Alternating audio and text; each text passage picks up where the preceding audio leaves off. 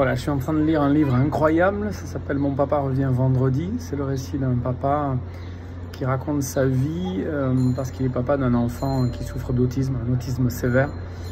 Et c'est un livre bouleversant, voilà, qui raconte le quotidien de ses parents qui vivent avec un enfant autiste. Et voilà, ça nous lance un défi aussi incroyable, c'est de savoir réagir face à ces enfants neuroatypiques.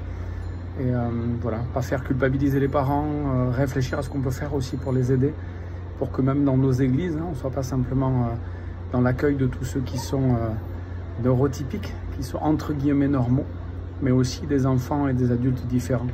Voilà, c'est un véritable défi. Laissez venir à moi les petits-enfants, dit Jésus. On pense à ceux qui sont pauvres en esprit, dont parlent les béatitudes aussi.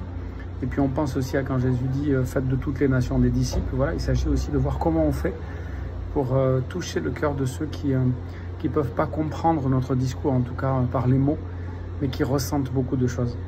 Voilà, ce jeune autiste, un jour, en voyant un pasteur se comporter, qui avait discuté avec lui, il a dit « Le pasteur, il s'occupe des gens ».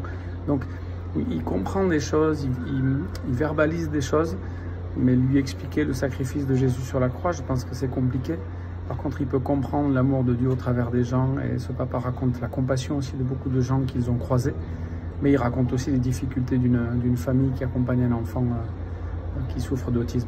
Voilà, peut-être qu'il serait temps que nos églises, je ne jette pas la pierre sur les autres, je pense déjà à nos églises, réfléchissent à cette question-là, comment accueillir les enfants qui souffrent d'un handicap, quel que soit le handicap, pour qu'on soit un peu en avance, alors qu'on est peut-être même des fois en retard sur la société.